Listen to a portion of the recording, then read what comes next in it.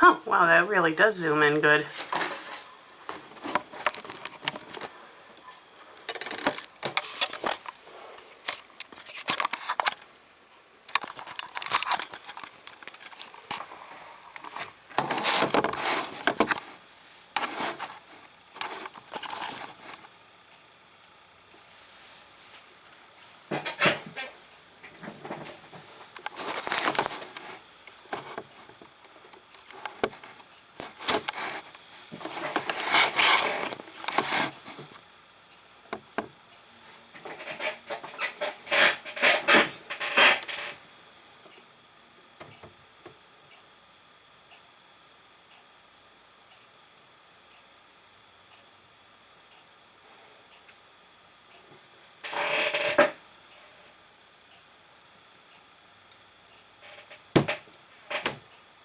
Play the damn opening.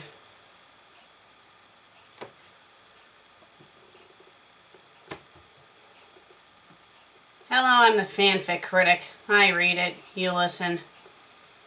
Upon my lap has landed another My Little Ponies fanfic. My past history with the fandom has not been a pleasant one. But this one supposedly is a good fanfic. It's called My Little Dashie. Written by Rob Cake Ran 53, edited by Sir Peppermint Jam. I guess it's based off of a comic. All the links are provided on the page. This is in Google Docs. I will be providing the link in the description below. Can't really say what the rating is. It looks like it's a long fanfic, so we'll probably be here a while. So let's not waste any time, and let's read it. I live my life, one day at a time. A good portion of those days are uneventful, always falling in the same routine. I wake up, walk to work, walk home, then bum around until I go to bed. Sometimes I'll hang with my friends, while other times I'll just play video games or watch My Little Pony Friendship is Magic. Every so often, something new and interesting happens. I meet an old friend. I find $1 on the ground, or I get chased by a stray dog. Living in a dying city isn't very fun or interesting. The city was once full of life and color, but now most of the houses are sagging, the businesses sit empty and abandoned, and several open fields lay barren of the once great factories that helped drive the economy. I had never seen the city during those times in person, but I have seen pictures. My mother and father lived happily, and I could only wish the same for me growing up. Sadly, I cannot say I have achieved that wish of theirs. I have fallen into the same dull routine. Wake, work, sleep, repeat. I do have some moments of bliss, but the daily struggles I go through outweigh the small amounts of joy I have. My Little Pony has helped, but it's still another thing to give my hopes up on. Every time I see the show or one of the ponies on a fan site, I recoil a bit at the bright colors, the joyful faces of the ponies, and the peaceful scenery of their world. It's so hard to look at that beautiful world, having it so close to my grasp. I reach out to touch its warm colors and bright, smiling faces of the ponies, only to be stopped by my computer screen. I snap back to reality. It gets to a point where I simply shut down my computer and walk away. I do that a lot, especially after my parents' death. I go for a walk. When I feel sad, I walk. When I feel tired, I walk. When I feel like walking, I walk. Walking has become my second life in a sense. I spent at least half my day outside along the crumbling sidewalks and decaying suburbs. I've seen people come and go. I've seen buildings torn down, burned up, or have so much graffiti on its walls that its original color is unrecognizable. I rarely pass by other people on my strolls. Most people don't like to look at their once beautiful city, their homes, or former businesses. I don't blame them. In fact, I envy them. They saw this place with their own two eyes. Seeing the building still standing tall and proud, the lawns freshly cut, the paved roads, and the sidewalks still intact. The only thing I've ever seen that even comes close to my mother's paintings, each of them colorful scenes of the concrete world. She started painting once everything crumbled beneath her feet, making the sad scenery before her look beautiful.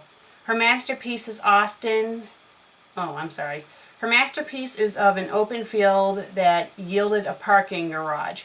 Over it she drew an amazing rainbow. My favorite picture. I guess that is part of why I like Rainbow Dash the most out of all the other ponies. Her colors. The amazing sonic rainboom, all remind me of that picture. There I have been many times I wished I had my own Rainbow Dash, or more realistically a plushie of her, to curl up in bed with. I've made an old Simba into a temporary replacement, until I am able to save enough money for one. It helps, in a way. Like holding it close will heal my wounds, my pain, and my sorrow. My feet, after countless hours of walking in my old shoes, pulsating under the sheet, and all the while, I'll hold that stuffed animal harder than a mother protecting her child. It's the only thing I can look at and feel true joy, even if it isn't physically the Rainbow Dash I want. It will have to do. Today, as usual, I walked to work. It was the same shit, just a different day. Watching the same people enter the store, grab their merchandise and pay, then walk out with bags in tow. My shift ended after several hours of this. I clocked out and started walking home. I decided to use a different route this time, for a change of pace. A little something different from the normal path I walk. This part of town was hit the worst. Only a few houses still stand, and none of them occupied. It truly is a sad sight to see. Then again, it's really the only sight I see. The only sight I'll ever see. Or so I thought. I was stopped by something unusual. A straight cardboard box in the middle of the sidewalk.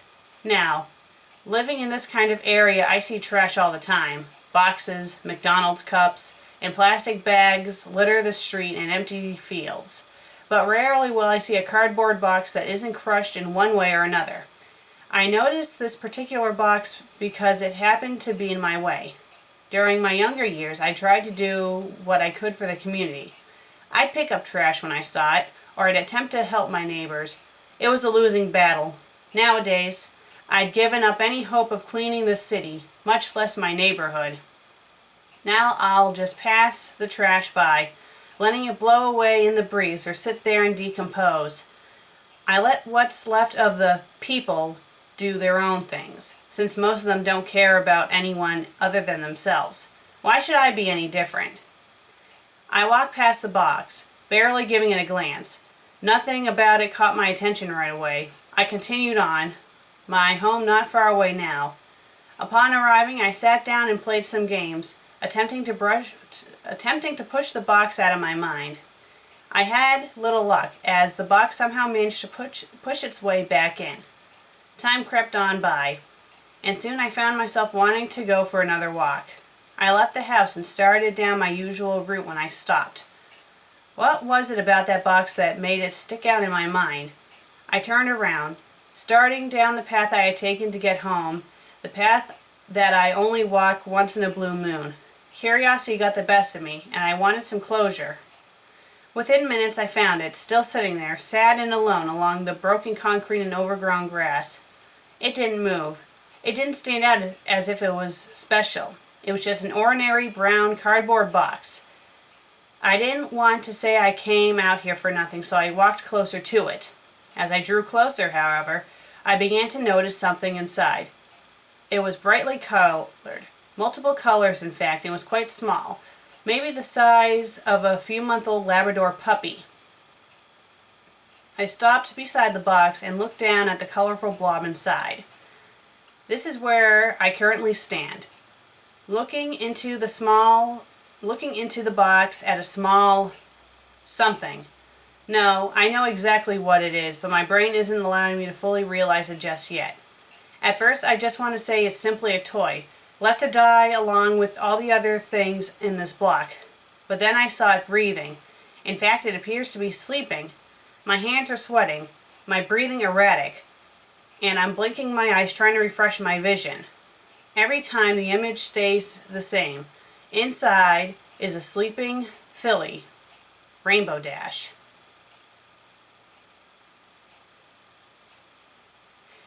I kneel down, trying to get a closer look into the box. I can't believe what I'm seeing. This is not a physical, mental, or extraterrestrial way how this could be here, how she could be here, in my gloomy, dark, and horrid world.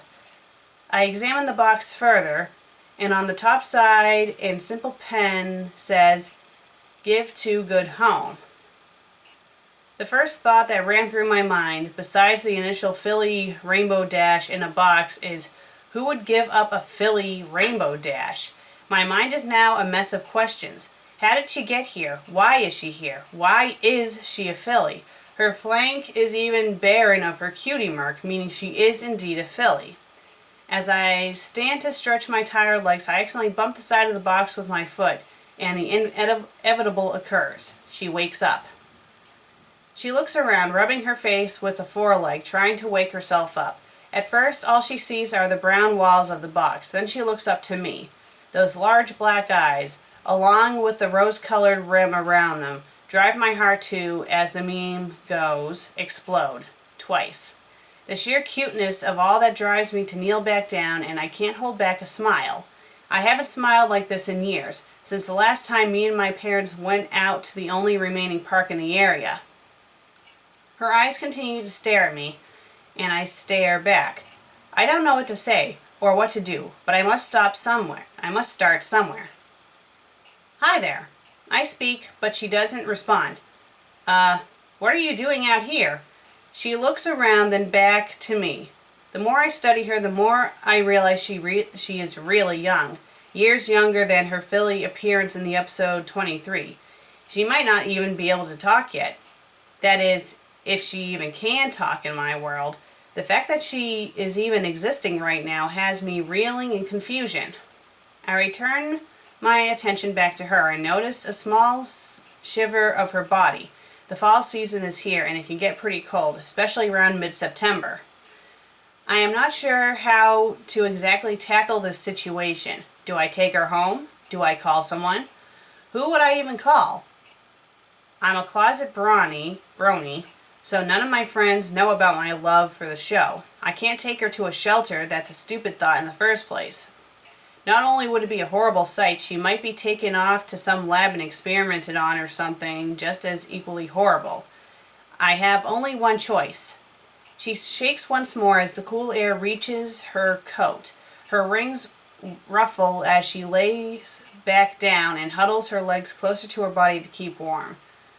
That's the final straw. I can't take it anymore. I take off my own jacket and reach down to pick her up. I get the initial response I expected. Fear. She begins to squirm around, unsure what I'm doing to her. She can't fly yet, but she still flutters her wings as a praying for a miracle to happen that she does magically take flight. I set her into my jacket, wrap her up so that her head is sticking out, and hold her in my arm. She continues to squirm, but then my body heat begins to finally seep through the thin jacket and she settles down. "It's all right. Let's get you somewhere warmer, huh?" I smile again at her. She looks up at me with much confusion in her eyes as she tries to perceive what's happening. "Don't worry, I'm not going to hurt you. It's a little late, and you'll freeze out here." I think she understands me, for after I say those words, her eyes return to their normal size and she snuggles herself comfortably inside my jacket. She squirms a little, trying to get into a more comfortable position. I can feel her hooves and wings poking me as she shifts. Then, to top it off, she rests her chin onto my arm and lets out a deep sigh, closing her eyes and drifting off to sleep. My heart explodes for a third time. The entire walk back, I keep an eye out for other people who could pass me by. I don't want anyone else to see her. I have no way of knowing how they would react. As usual, though, I don't see a single person. It's midnight by the time I get home. Fortunately for both of us, I had turned on my porch light, otherwise I might have passed it. Being one of the few occupied homes on the block meant a lot of darkness. The city even stopped running power to streetlights, so that made it all the more difficult. I glanced down at the filly, who continued to sleep in the jacket as I carried her. She was no longer shivering and felt quite warm. I walk up to my porch, careful not to make too much noise as I get my keys out and unlock the 2 deadbolts, the master lock and finally the doorknob, and open my door. It is dark inside due to me leaving while it was still light out. With a flicker of a switch, the single bulb in the hallway comes to life, shedding some light into the living room. Most of the furnishings are my parents'. Then again, so is this house.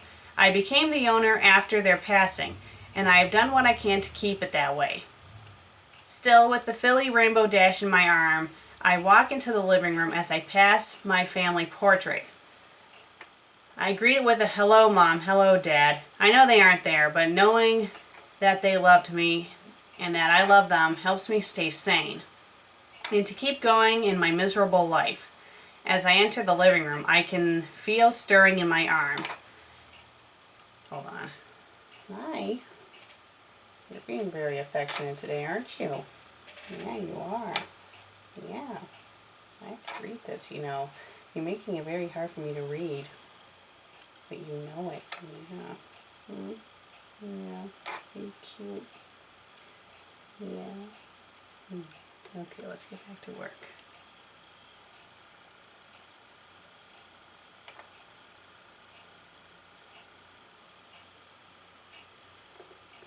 She had woken up, most likely when I turned on the light, and is now getting angsty, or antsy. With no idea what to do or how to tackle the situation, I set her down on the couch. Immediately, she jumps out of the jacket and looks around, already investigating her surroundings. I continue to watch her as she explores the couch, then continues to the coffee table. What are you doing here in my world? I didn't mean to ask that out loud, but it just sort of happens every now and then. Only seeing my few friends once in a great while, I find myself talking to, well, myself a lot. I don't own a pet, because that just means more money to dish out and I'm already struggling as it is. From my question, the only response is another blank look on her face. That tells me she has no clue either. Then again, what else would I expect from a filly that can't even talk yet? Are you lost? A moment the words left my mouth, her ears fall and she looks to the ground. Oh. The realization strikes that she has no clue what is going on, where she is, who I am, or anything else. She's beyond the word lost. She is misplaced. Well, until something happens, I guess you can stay with me. I see how she lifts her head up, her ears starting to erect once again, and looks at me with worry. My words don't sound that encouraging, so I throw on a smile as I speak. Don't worry. I'm sure whatever brought you here will fix itself within time. We just gotta wait. Is that all right?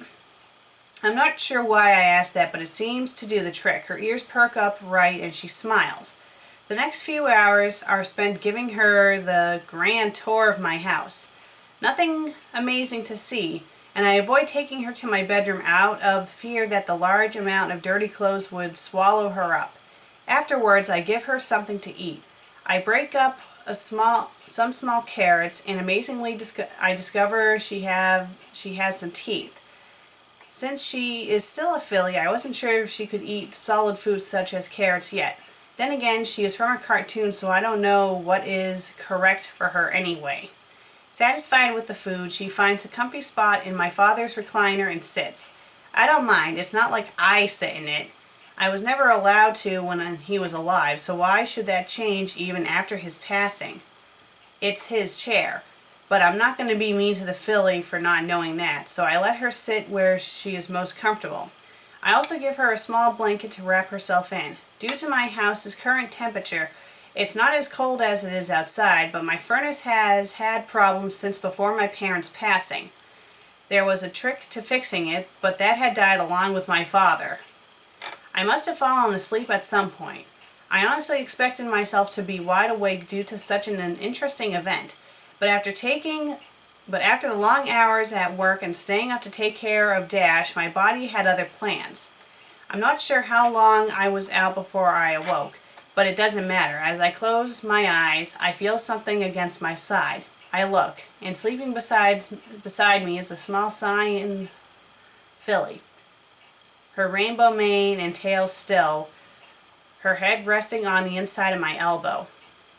I know the meme gets old, but I must say it, my heart explodes again.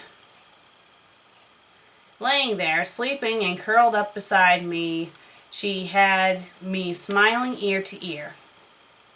Her gentle breaths are barely heard. The hairs on her mane tickle my arm, but I hold back any movement to itch. The warmth of her body against my stomach warms my already weak heart. Though a few months isn't a long time, it's how long I've wanted a moment like this. My own little pony, a Rainbow Dash plushie to sleep with and hold tight. Now I have a real Rainbow Dash, a filly, sleeping at my side, content as though she's known me since birth. Right now there is nothing else that matters to me. My despair, my sore feet, and painful heart all go unnoticed, as nothing else can come remotely close to the feeling I have right now. This joy I am experiencing at the moment as I lay awake on my couch. She is here. She is real. Right now she is my little pony. She is my little Dashie. It has only been 4 months since I brought the young Rainbow Dash into my home. I've done what little research I could on the matter, and I've come to no conclusions. I have no idea why she is here, and quite frankly, I don't even care anymore. These few months with her have been the most amazing time in my life.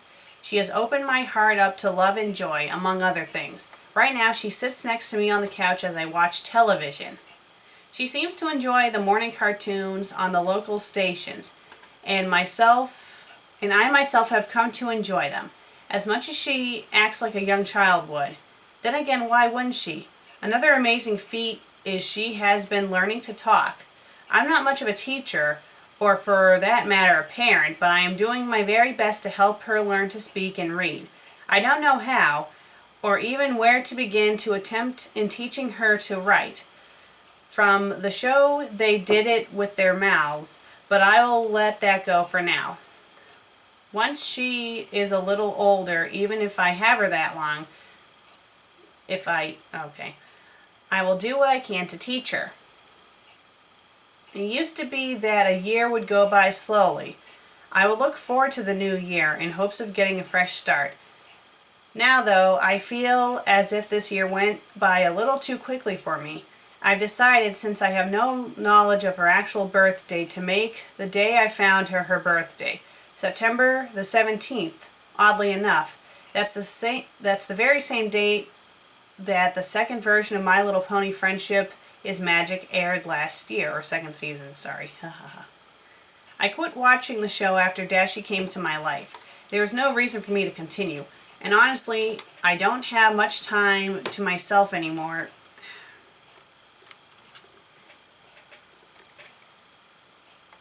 You know, I am trying to film. You're kind of getting in the way. Oh, I guess it can't be helped. I'm not even sure if the camera can even see you.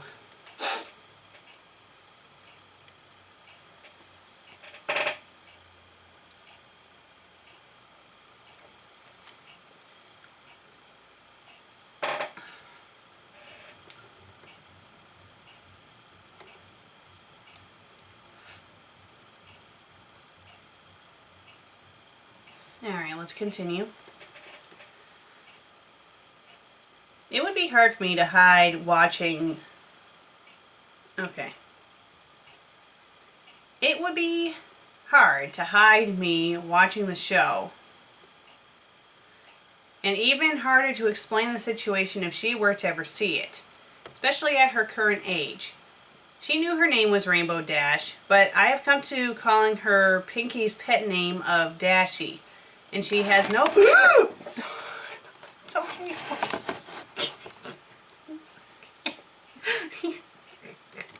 Oh no.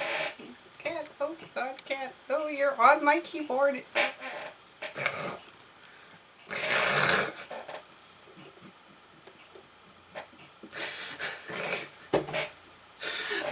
not want me to review this fanfic. Okay, let's take it from the top. Sorry, Caddy. Okay, let's take it from the top. Edit that out, please. I'll put a little blooper reel at the end. How about that?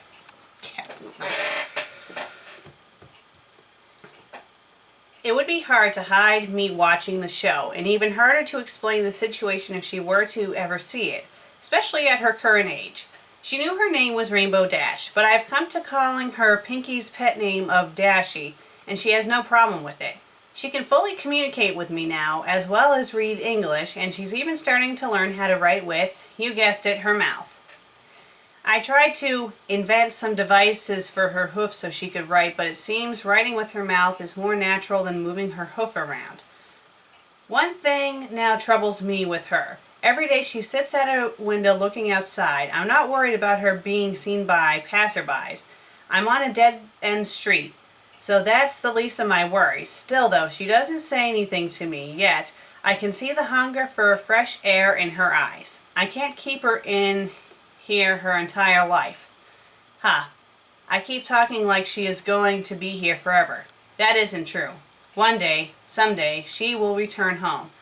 Whether it'll be a simple poof and she's gone, or through some magical spell and Twilight shows up and takes her home to fix everything. In my heart, I hope that never happens. In my head, I know it will. It's just a matter of when. I do hope to get her outside soon.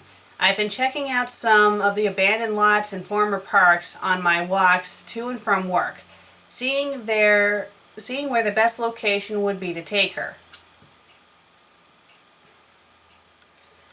Oddly enough, it seems the park I have played at growing up is the best option. That shall be it then. I shall take her to the park. How will I get her there? She's still relatively small, so she can be hidden inside a jacket or something. Tomorrow is supposed to be a nice day anyway. She did it. After 2 years in my care and having absolutely no knowledge of flight myself, I helped her learn to fly.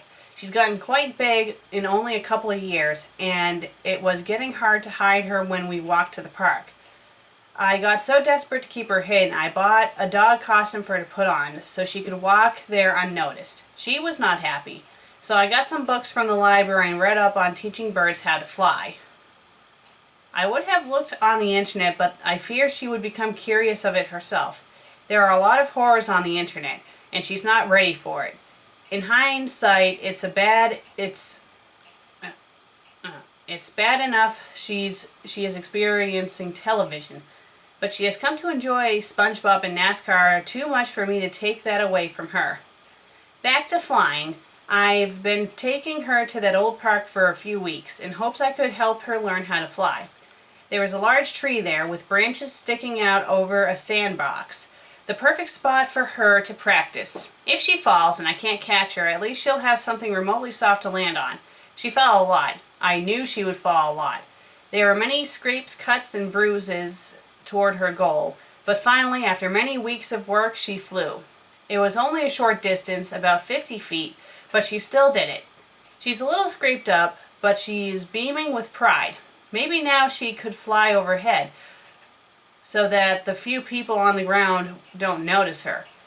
I'll have to see if she can manipulate clouds like she would in the show. It would make it much easier to take her places. Then she can hide on a cloud as we go to the park. Another thing that has been brought to my attention. She asked me about having her own room.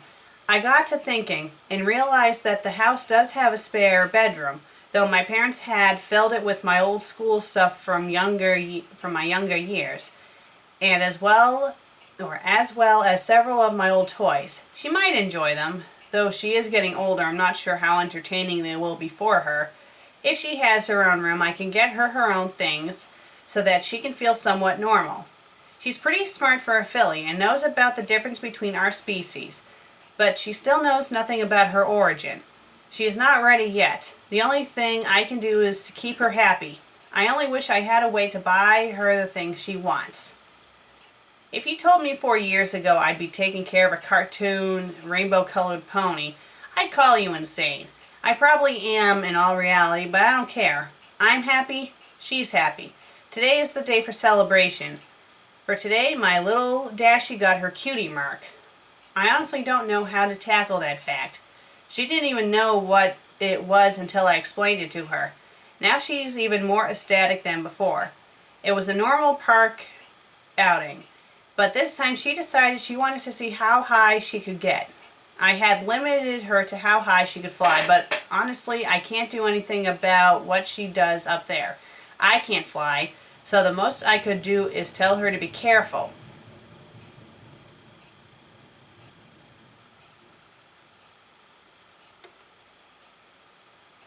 Somewhere she got it in her head just to see how fast she could fly, probably due to her being a NASCAR and, well, a general racing fan. For some time she was trying to make up tricks and stunts of her own, giving them names. I just sit back on a bench I had fixed up and cheer her on. No one was ever around anymore. In fact, on that block, I think the last person left over a year ago. There are rumors the entire area is going to be bought up by some company, however, and all of this turned into a large manufacturing area. I don't know how I feel about that, but it's not important now. Right now, I am so overcome with joy that my Dashie now knows her place. Granted, this isn't her world. She is still the same Rainbow Dash from the show, regardless of how I raised her. She has that same spark and attitude from the show, and now she has her cutie mark. Anyway, she climbed to quite a height in an attempt to gain speed from the fall. Well, all the right things factored for her. How she positioned herself, her mental focus, and possibly me on the ground watching and cheering her on, but she did it. She broke the sound barrier and created a sonic rain boom overhead. Now, I didn't even imagine it was possible to accomplish such a feat in my world. I knew you could break the sound barrier, but actually do the rainbow part 2? My mind is blown. So the initial explosion brought upon many broken windows and set off car alarms in the next county. I quickly rounded her up and we rushed home before anyone could arrive at the park. I was lucky none of my windows were broken. The rest of the day was spent celebrating. It just so happened today was her 4th birthday. I have no way of knowing how old she actually is when I got her, so I just started over. I would have bought a cake, but due to the boom, all the businesses were closed and needed new windows. So we made a cake of our own. Apparently, the fanfiction writers got it right. She can't bake at all. Granted, I'm not the best myself, but it was still a mess. But we had fun. She enjoyed herself. She is happy. Therefore, I am happy. Though that was her highlight for the day, mine was just moments ago. She had now come accustomed to sleeping in her own room versus with me out on the couch. I actually stopped sleeping in my room and kept her company in the living room up until recently. Now I can sleep in my own bed once more, but I kept my door unlocked, so if she needs me, she can get me. I had just tucked her into bed and told her goodnight when she said it. Good night, Daddy. I love you. I haven't been on the internet in, 3 years now? I don't know how the My Little Pony thing online is doing, or what memes are still alive or not, but damn it all, I'm going to say it because it's true. My heart exploded twice. For the first time, not only did she call me Daddy, which she has done on occasion, but she even said, I love you. For a moment, I didn't know what to say or do. I've never been in this sort of situation before, but I remembered what my mother and father used to do, so I leaned down and kissed her on the forehead and told her the same thing. Good night, my little Dashie. I love you too. She smiled at me and then closed her eyes to sleep. I walked out, turning off her light, making sure her SpongeBob nightlight was on, of course, closed the door, then sat down on the couch. I haven't moved for an hour now. I'm so lost in thought. The few times she had called me Daddy, I didn't think anything of it. I could picture why she would call me that. Being with her so much made me accept it as a part of taking care of her. But tonight, when she said those 3 words, the realization finally sunk into my heart. I am her daddy. She considers me her daddy. And quite frankly, I consider her my daughter. Even though we are a totally different species, I still love her with all my heart. And it has taken her to speak those words to me for me to finally realize that. I think I have finally done it. I have broken my hard shell that had formed when my parents died. I've let a sweet little filly into my life. I gave her a home to live in, food to eat, and now a daddy to love. She has given me hope, love, compassion, and now something I thought I'd never get, a daughter. I still speculate when the time is going to arise that she goes back to Equestria. And every day it gets harder for me to imagine when that actually happens. I just hope that she never forgets me, because I will never forget her. I believe Dashie is now at her full size. Rounding in at about 3 feet tall, she is fully grown. Though she's only 10 years old according to my math, I believe she is actually more along the lines of 14 or 15, possibly in actual years. So we celebrated 5 missed birthdays and officially moving day. That's right, moving day. We moved from my parents' house thanks to me finally saving up enough money plus getting lucky at a casino. We bought a nice house 100 miles away from the city. It's got a lot of open land, there isn't another house within 5 miles, and it's just me and her. Now she can fly around all she wants, whenever she wants. She is truly happy, though she does miss the old park. It's gone now, along with anything else left in the area. A large business bought all the land up, flattened it, and built a large factory there. It was an amazing boom in the economy, and the people are starting to build homes again. I'm glad, but it just wasn't for us. The amount of people would hinder her going outside, and I'm not going to force her to stay inside all day unless it's raining out. I've got a new job, one that pays much more than my old one. Dashie even talked about getting a job, but then she remembered what I told her. The look on her face was heartbreaking. We were enjoying a cake we made, which I must add we have improved upon that skill, when she brought it up. I jokingly said she can't due to her being a pony, and I laughed. She remained silent. My God, I'm horrible. I just laughed because my daughter is different. I apologized for hours, and even though she says she understands, I know she is still hurt. Luckily, I have a way to fix this. Due to the sheer size of the property, it involves a lot of cutting of grass. Tomorrow I will modify a lawnmower for her to use, so that she can have a job. I'll even pay her so that she can buy her own stuff if she wants, though I'd have to get it for her.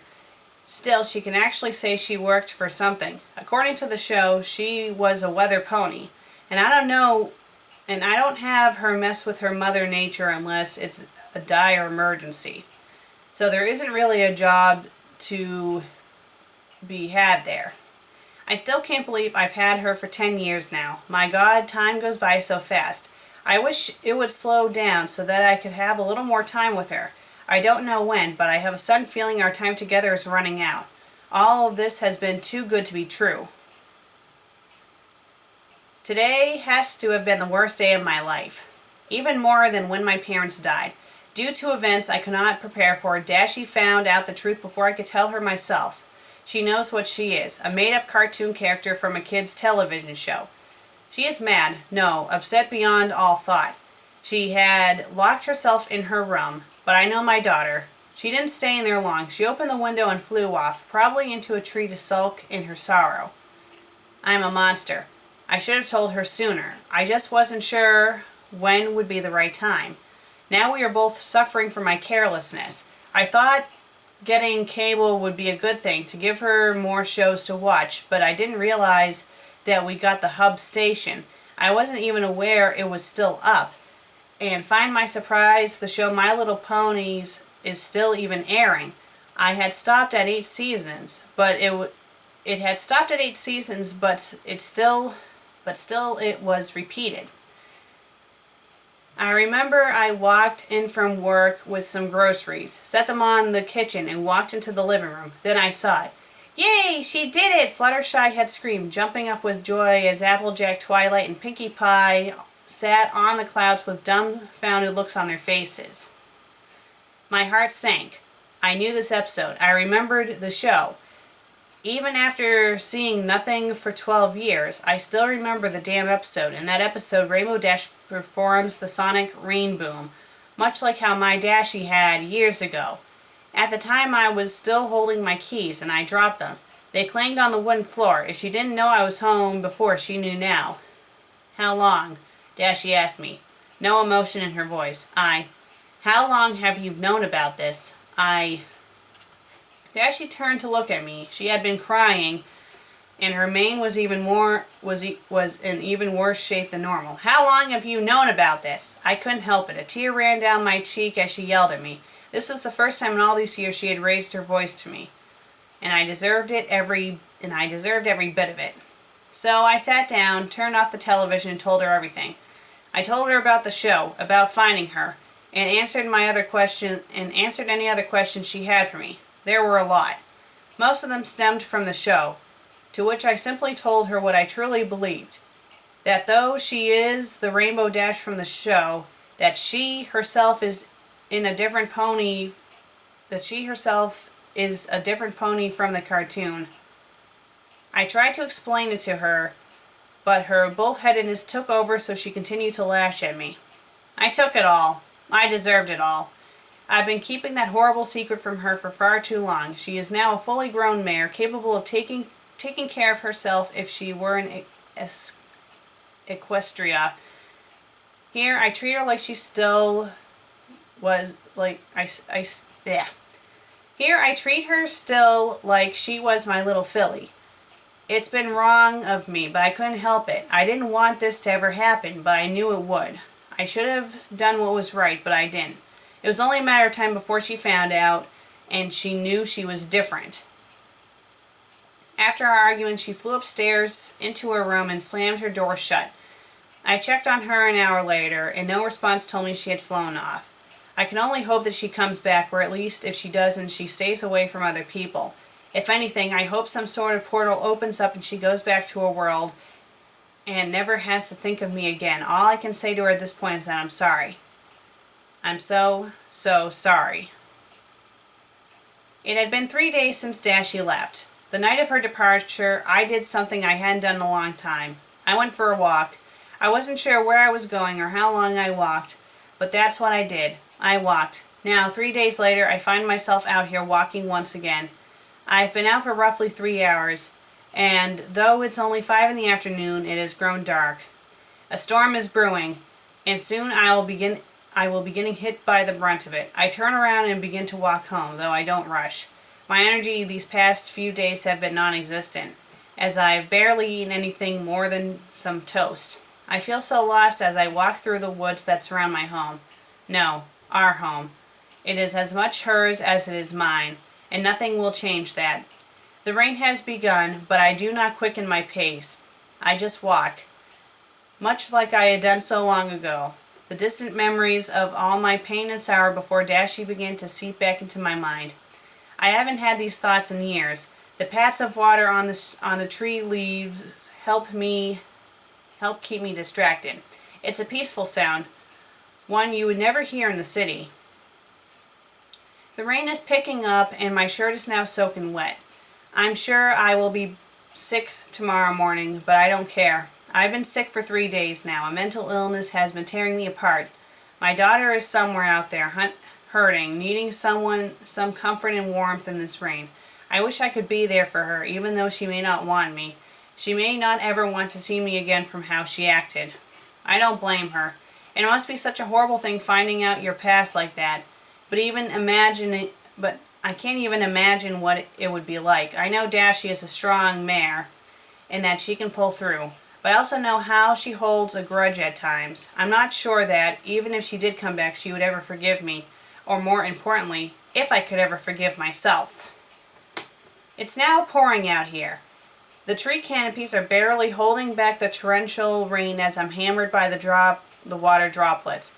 I stop to look around and find my bearings to return home. I'm not lost. Most of this area is easy to traverse once you get used to it. I'm just also looking for Dashie as I walk. It's the reason why I've been walking in the forest in the first place. I press on, keeping a steady pace through the rain. Suddenly I spy a large, thick tree.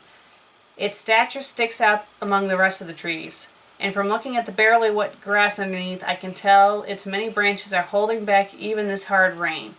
I need to take a break, so I walk under the tree and sit down. The grass is barely wet. with only a few small droplets making their way down. This is the kind of tree I'd imagine Dashie would hide under in this rain. I wish it to be true, but I saw no sign of her as I approached. I closed my eyes and leaned against the tree hulk as I think about my life, our life together, as a father and daughter. We have grown so much as a family and have been fortunate enough to not have very few fights. None of them were heartbreaking as the one 3 days ago.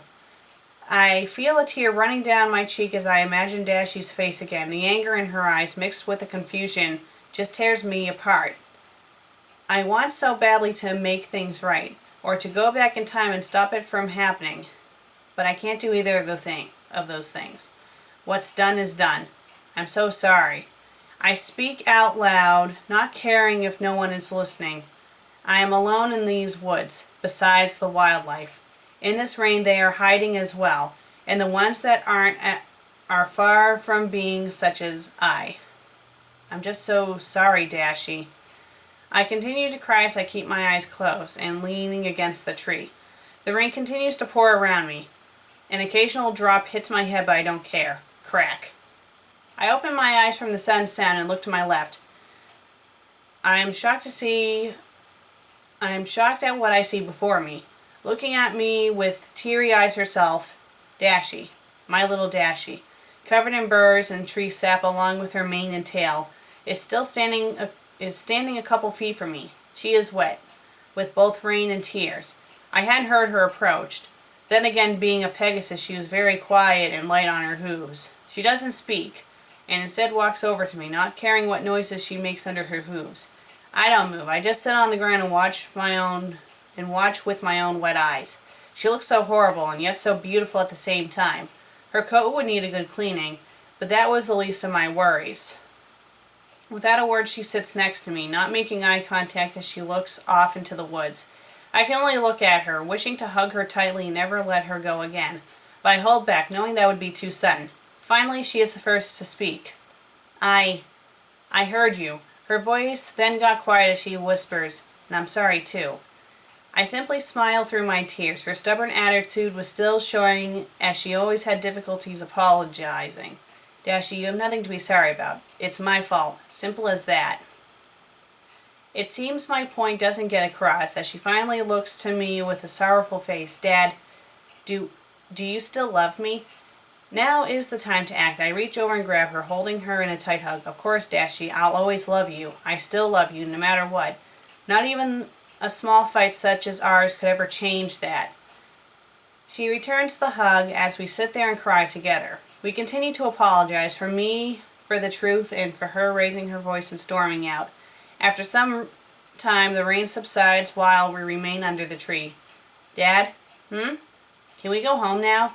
I need a shower. Bad.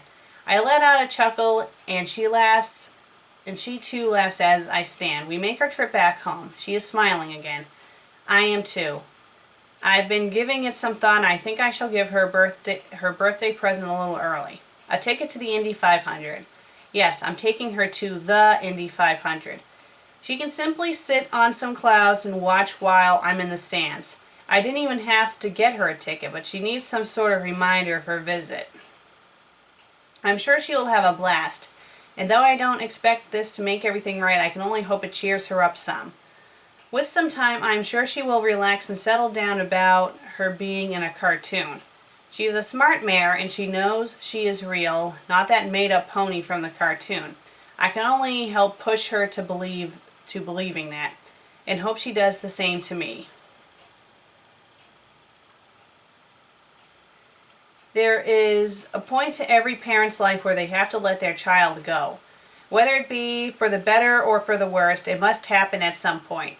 Now I sit here in my living room by myself, soaking over photographs of my distant memories of me and Dashie. On her 20th birthday, I had planned for a special outing to see a flight show. As we prepared to leave, there was a knocking on the door. Never in the years we have lived here had anyone knocked on the door. Hell, we hadn't even made arrangements if someone did show up. I simply told her to go to her room while I took care of it. Once I heard the door shut, I calmly and collectively asked who was knocking, expecting some stranger possibly lost on his or her travels. A female voice spoke in such an elegant yet attention-grabbing tone, I felt myself listening to her with the uttermost attention. She asked if she may come in, a question I would normally refuse within a heartbeat, yet something about her voice was reminiscent. I couldn't help but walk over and open the door. When I first saw the figure standing on my porch, I wasn't sure if I was dreaming or hallucinating. Standing there was the radiant and majestic Princess Celestia. I was at a loss of words, fighting both emotions of brawny excitement, which I had only felt when I first found Dashie, and emotions of sorrow, for I knew what this meant. She stood there another second looking at me. We matched each other in eye level, her body being the size of a nearly fully grown horse. I stepped back and allowed her to enter. What caught me off guard next was the 5 ponies that followed. First, Twilight Sparkle, then the rest of the Applejack, Rarity, Fluttershy, and lastly Pinkie Pie bounced in. Ooh, so this is what an alien house looks like on the inside. Oh my, you have a kitchen. I'm starving. Are you starving? Can you make us some? She was stopped by Applejack's hoof. Easy there, Sugar Cube. Easy there, Sugar Cube. We're just here for Rainbow, so we ain't got time for any eating. Applejack's stomach growled. No matter how hungry we are. I still wasn't sure how to completely react to all of this, but not wanting to be rude, I offered some leftovers. We have some leftovers from dinner last night. You're more than welcome to some. Pinkie took that as an okay and ran into the kitchen with much vigor. It seemed I did not even need to tell her where anything was. She instantly knew where everything was placed. Factored it to either dumb luck or simply being Pinkie Pie, I chose the latter. I'll go keep an eye on her, Applejack said, walking to join the hyper pony. As she passed, she tipped her hat to me. I was finding it odd the ponies were not more hesitant around a creature such as me. Then again, the same could be said for myself. But having Dashie for 15 years, I grew used to having such a thing around me. Now I have 5 other ponies and a full-size goddess horse looking at me with the same amount of curiosity I had for them. There was a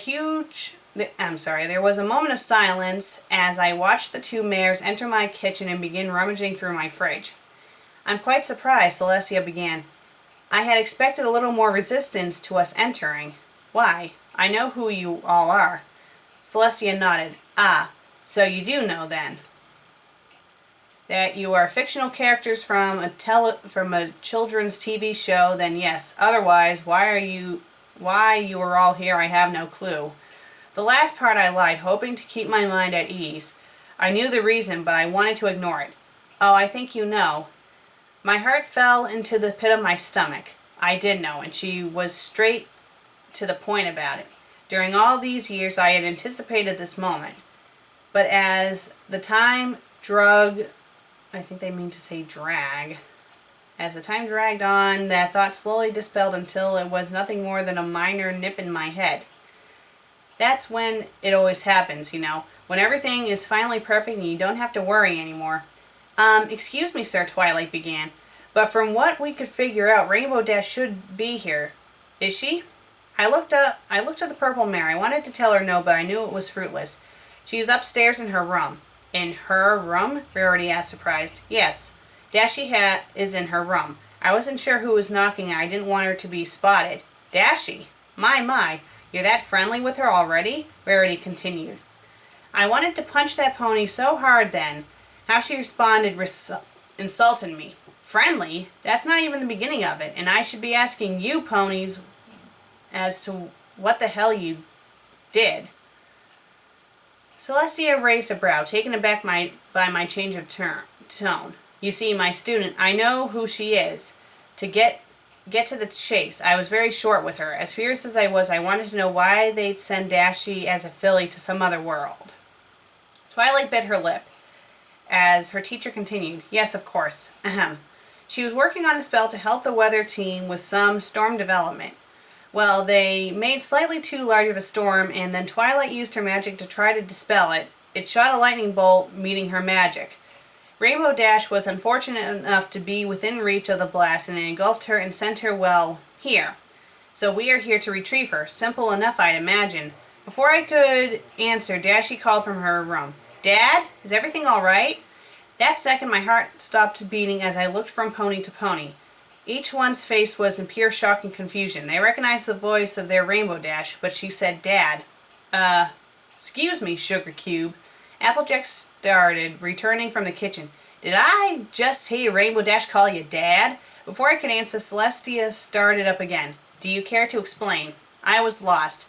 So many things were running through my mind at once. There was only one thing I could do, and I had to do it, but I knew I wouldn't like it. Go into the living room and make yourselves comfortable. I'll be right down with her. I didn't allow a response. I turned around and walked upstairs. Dad? Yes, Dashie, I'm coming up. I looked back down to the group of ponies as they watched me ascend. We need to talk. So that's what I did. I told her who was down there and that they were here to take her back. She had seen the cartoon every so often after some time and found the wacky adventures entertaining.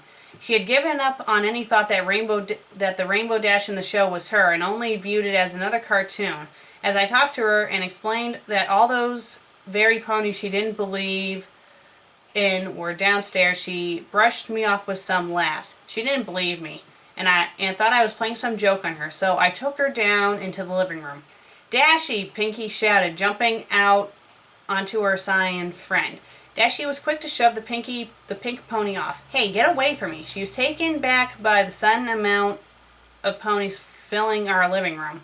They all looked at her with worried expressions as why she shoved her closest friend away. Pinky's cotton candy mane went straight as she looked in confusion. You don't recognize me, do you?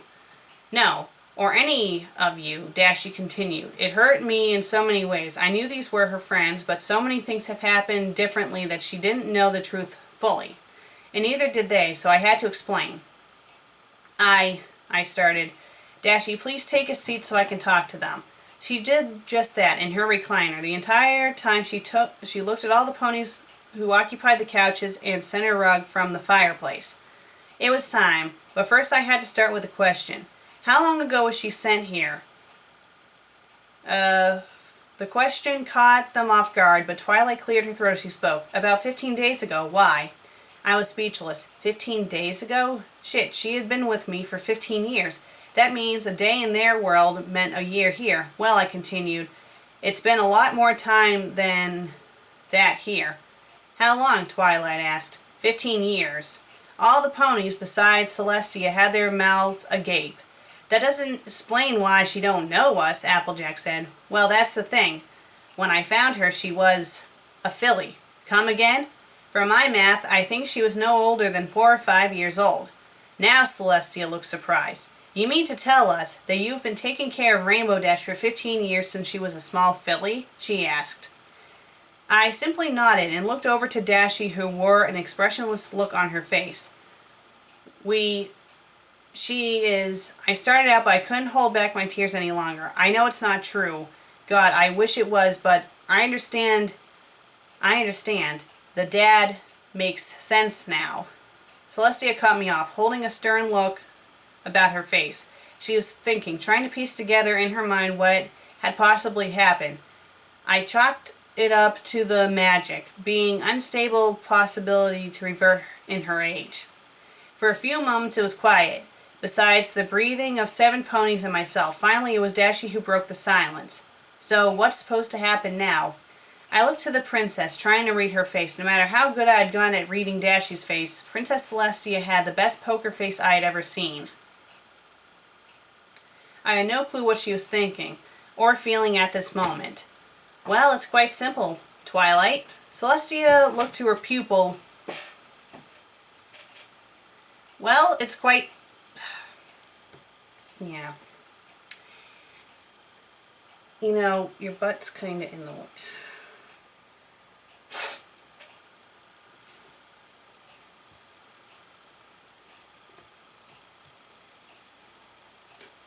Well, it's quite simple. Twilight?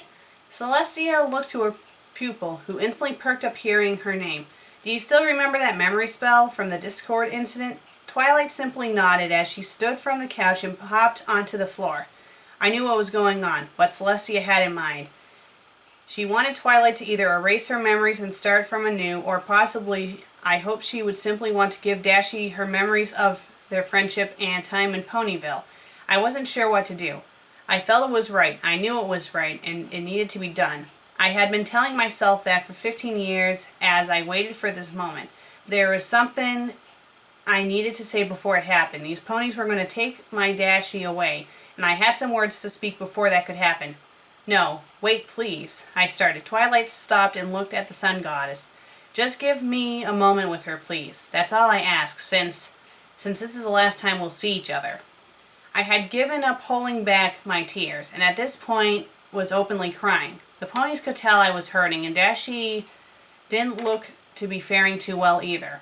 So figuring it wasn't good to prolong the inevitable, I walked over to the chair Dashie sat in. I knelt down to meet her eye level as I spoke. Dashie, my little Dashie, I love you with all my heart. Dashie, my little Dashie, I love you with all my heart. You have done wonders to open me up to from the man I once was. I had to pause a moment to settle down. You have brought me so much joy in my life that I can't possibly ever thank you for it. At this point, Dashie, too, had begun to cry. That only made it worse for me. These 15 years we have had together, talking, playing, flying, all those have been so special to me. I just wanted you to know that I'll forever love you. It doesn't matter if we aren't biologically related or of different worlds. I don't care what you may ever think of me or if you even remember me.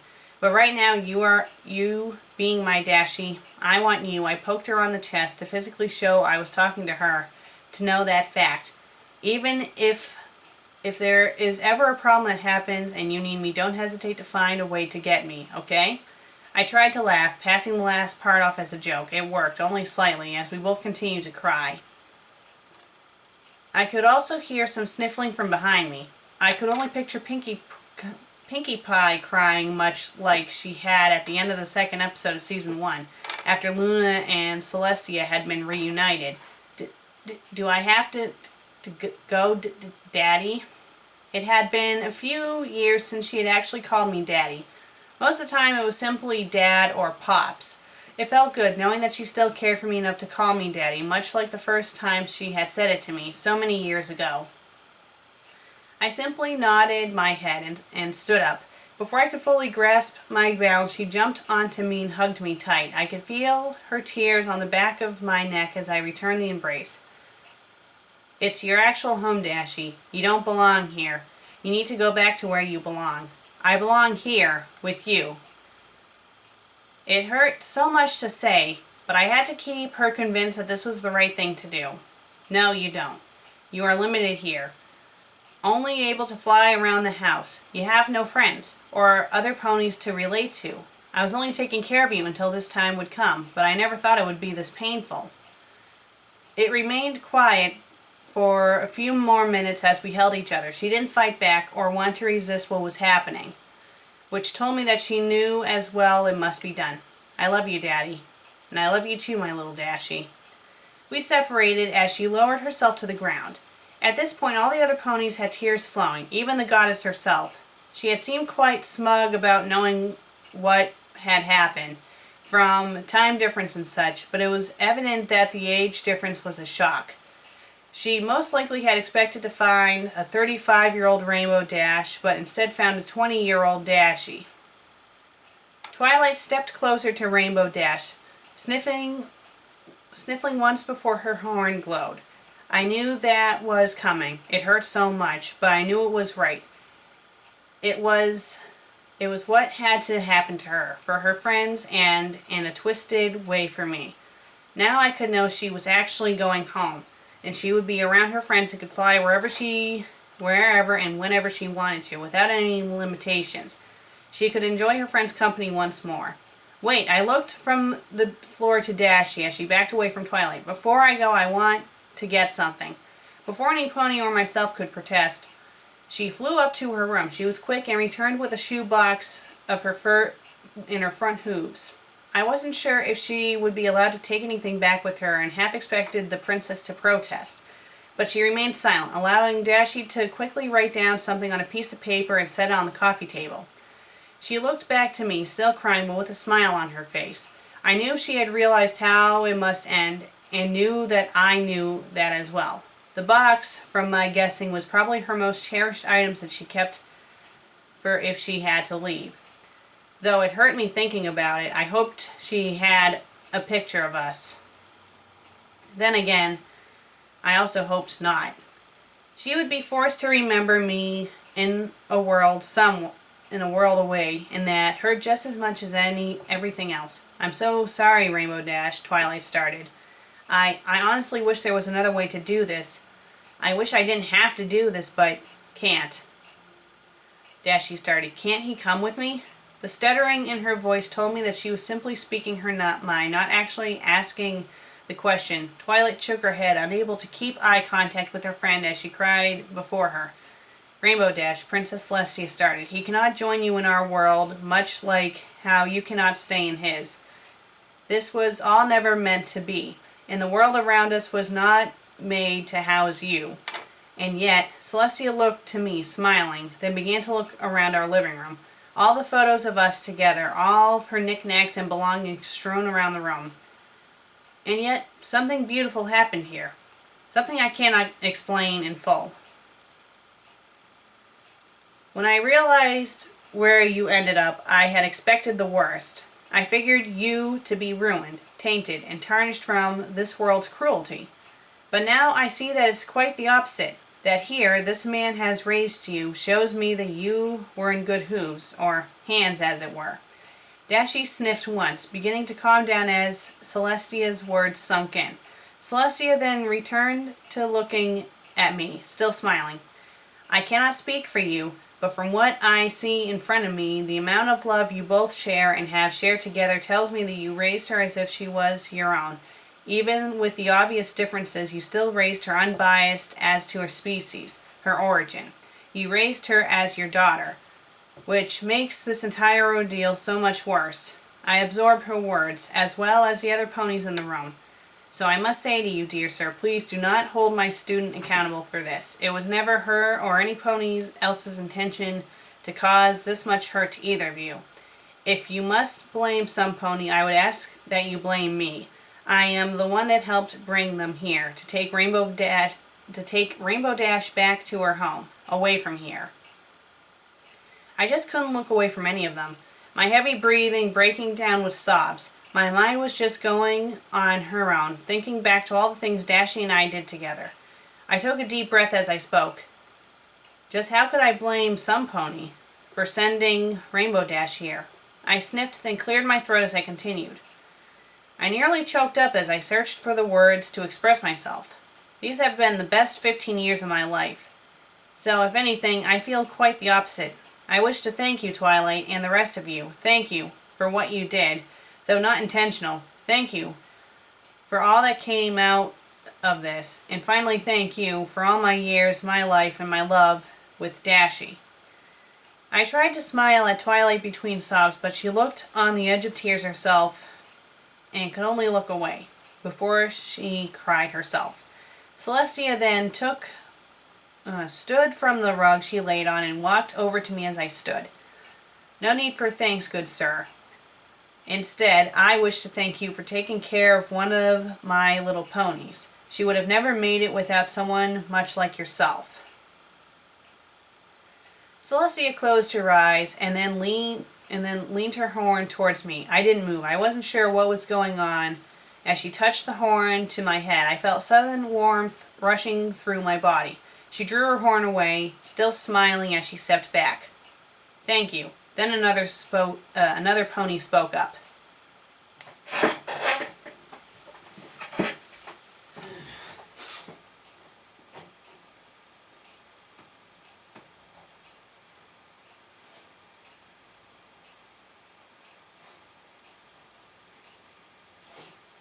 You are very distracted. Oh, look what you did. You got cat hair all...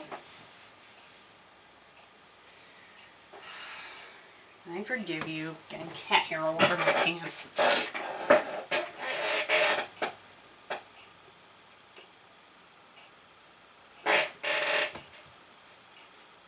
you, good sir," Twilight added, finally able to speak through her tears. "Thank you," Applejack said. "Thank you, darling, for caring for our Rainbow Dash," Rarity spoke.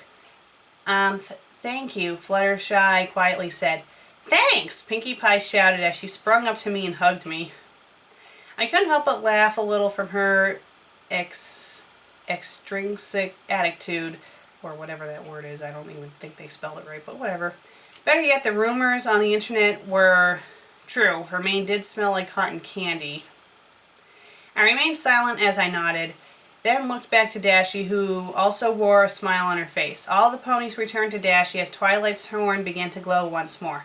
"Are you ready now, Rainbow?" Twilight asked again, returning to Dashie and starting her magic. She simply nodded as she closed her eyes and awaited the inevitable. It seemed time slowed down as Twilight's horn approached Dashie's forehead. My mind began forcing random memories of us together. I can vividly remember the splashing of the bathtub from her bath times before she showered herself. I can still taste our many failed attempts at baking and cooking in general. I still smell the outdoors from our times at the park, where she was able to spread her wings. There were so many memories that I simply had to shut off my brain just so I could focus on Dashie. A single tear ran down her left cheek as I could see her eyes moving underneath her lids. Her mind was doing the same thing mine was, forcing our fondest memories all at once. For this would be the last time we ever saw one another. Finally, Twilight's horn touched Dashie's forehead. There was a bright light, and when I could see again, they were all gone. All the ponies had disappeared. Through my tears, I sighed in relief. It felt wrong, but it also felt right. She was now the normal Rainbow Dash that belonged in Ponyville. I stood there in the living room for several more minutes, just staring blankly at the empty floor that Dashie had been standing at just moments ago. Then I looked around the room and took notice of my surroundings. I noticed things were different. Pictures that once held images of me and Dashie no longer hung from the walls. Many of the random personal items of hers were scattered around the living room were all gone as well. I was confused. So I ran up to her bedroom to look. When I opened the door, I saw that instead of her NASCAR and air show posters mixed with her bed and other furnishings was a simple office. A cheap desk with a computer on it and an ugly looking potted plant. It took me some time to digest what I was expecting before I realized that what must have happened. It made sense, but it still stung me in my chest. To make sure nothing happened between worlds, Celestia must have removed any existence of Dashie ever being here, being with me. 15 years all down the drain as her existence was wiped from the planet. I felt as though all those years were for naught, wasted on what wouldn't be, that I wouldn't be able to remember her. And yet, my memories still lingered with her. I could remember everything as if it was still as vivid as when they had happened. Then the thought clicked. She did something with her magic when she touched me with her horn. Did she protect my memory so that I would remember her? Had she done the same for Dashie? I walked back downstairs and into the living room while I thought. On the office table sat a book. I recognized it. It was my photo album. I sat down on the couch and opened the first page. There was my mother and my father with me shortly after I was born. I continued to flip through them, looking at my old past.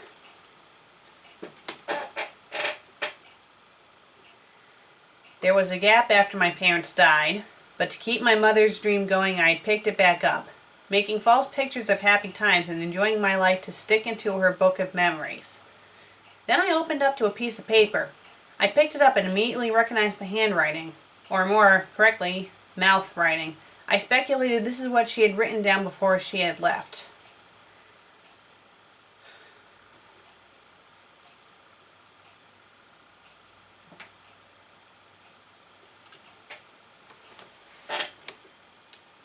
Dad, for 15 years you took care of me. For 15 years you loved me, played with me, and made sure I enjoyed my life in a world not meant to house me. I am not a mayor of many words, But even though I told you this in person, I felt you needed a written version of it so you will know it was all real.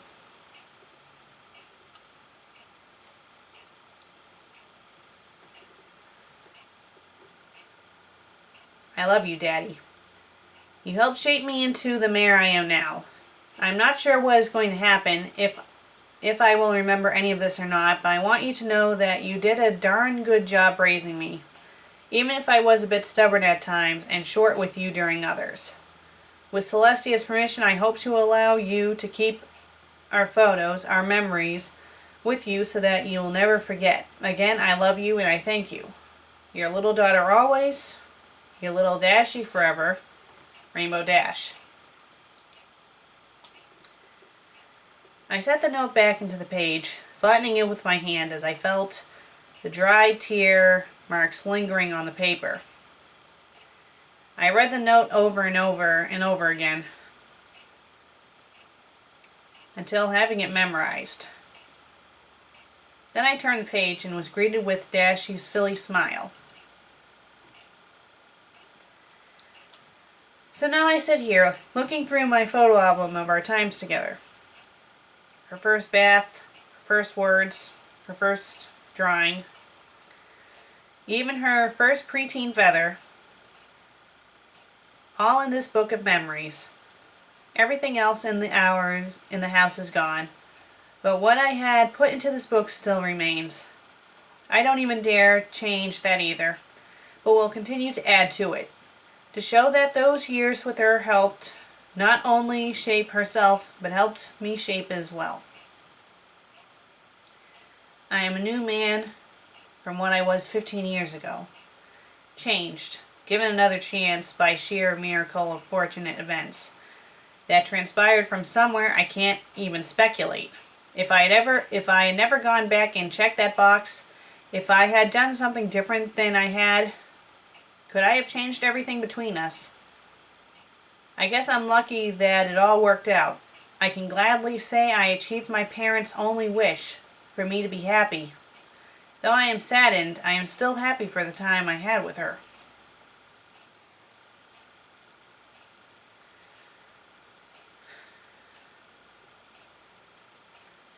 I sit alone in this empty house, staring at my mother's window picture, with a smile plastered on my face. Every time I see it, I think of Dashie. I should be crying. I should feel horrible and wanting nothing but my daughter back. And yet, I feel relieved to know that everything is all right. She didn't run away. She didn't or leave on bad terms. She is gone, home to where she belongs, and is safe. I look down to my photo album, turning to the pages after our most recent photo. The pages are blank. Still, I have a lot of life ahead of me, and I plan to make the best of it. For myself. For my little Dashie. The end.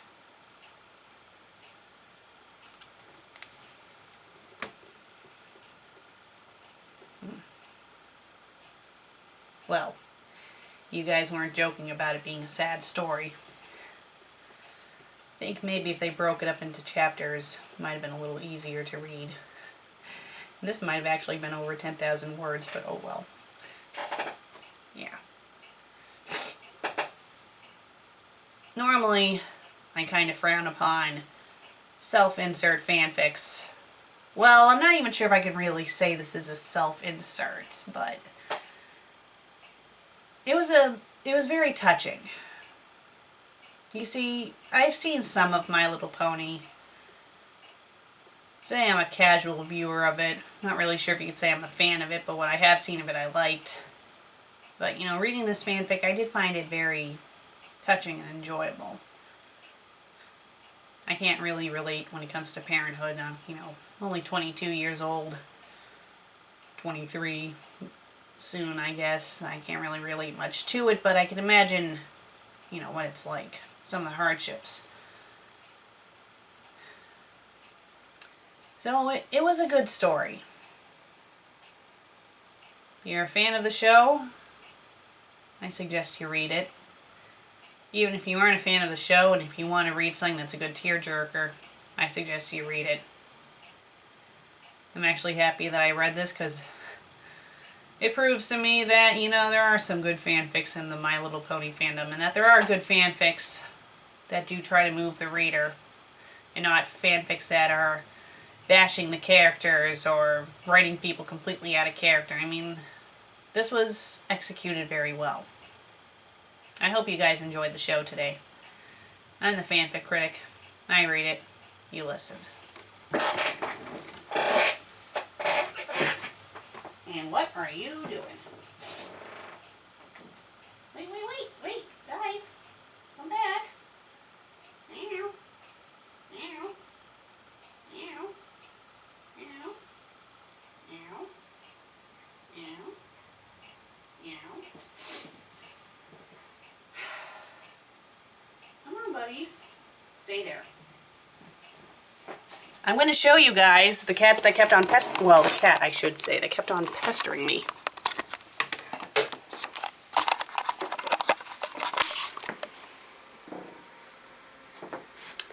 Meet Rorschach and Catty. The one looking at the camera was the one that kept on climbing on my lap and also got my pants covered in cat hair. Yes, this one is Rorschach. He likes to meow. Don't you? We've had them for about a month now. I think they will, well, I don't know, I was thinking about debuting them on the show, but I guess this can be their little debut along with the little kitty cat bloopers we had. Well, thank you guys for watching. And the crying was real. I don't really like, yeah. I think the only other episode I actually started to cry during was the Jim Henson one. Yeah, it's not very professional, but whatever. Have a nice day, guys. Yes, you.